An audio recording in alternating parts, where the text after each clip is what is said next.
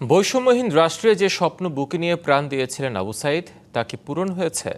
যার বুকের রক্তে নতুন বাঁক নিয়েছিল ইতিহাস, সেই শহীদ আবু সাইদ হত্যার রায়ও কার্যকর হয়নি। সংরক্ষণ হচ্ছে না তার স্মৃতি, বাস্তবায়িত হয়নি প্রতিশ্রুত উদ্যোগ। ফলে 2 বছর পরও বেদনা, ক্ষোভ আর অপূর্ণতার দীর্ঘশ্বাস স্বজন সহযোদ্ধাদের।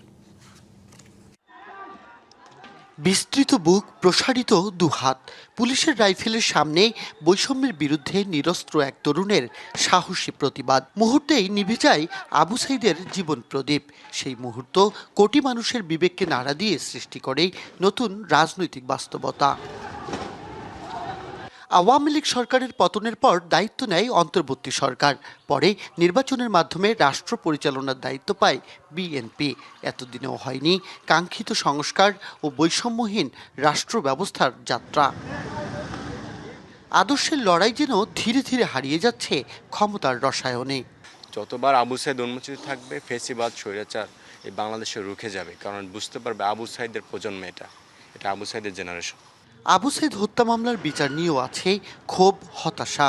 দুইটি সরকারের আমল পেরিয়ে গেলেও আমরা আমাদের আবু সাইদ ভাইয়ের যে হত্যার যে বিচার, সেই বিচারটি এখনো পর্যন্ত পরিপূর্ণভাবে দেখতে পাইনি। 2 বছর পরে আমরা এই বিচারের যে কার্যকর আমরা এখনো দেখতে পাচ্ছি না, আর ভবিষ্যতে হবে কিনা এটা নিয়ে আমরা সন্দিহান।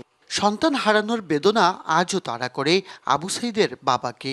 কারো বেলে 10 বছর জেল, কারো 5 বছর জেল এলেই, আর পালাতেই তো অনেকগুলো। আর ওই বিচারে আমরা সন্তুষ্ট নই।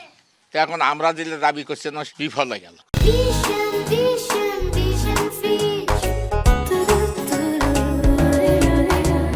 আবু সাইদের বীরত্বের ইতিহাস ভবিষ্যৎ প্রজন্মের কাছে পৌঁছাতে নানা উদ্যোগ নিচ্ছে বেগম রোকেয়া বিশ্ববিদ্যালয়।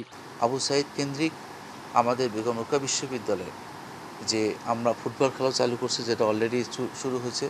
এখানে আমাদের 4টা হল হবে, তার একটা হল আমরা আবু সাইদের নামে করার জন্য পরিকল্পনা গ্রহণ করেছি। 2024-এর 16 জুলাই কোটা সংস্কার আন্দোলনের উত্তাল সময়ে রংপুরে বেগম রোকেয়া বিশ্ববিদ্যালয়ের ইংরেজি বিভাগের 4র্থ বর্ষের শিক্ষার্থী আবু সাইদ পুলিশের গুলিতে নিহত হন।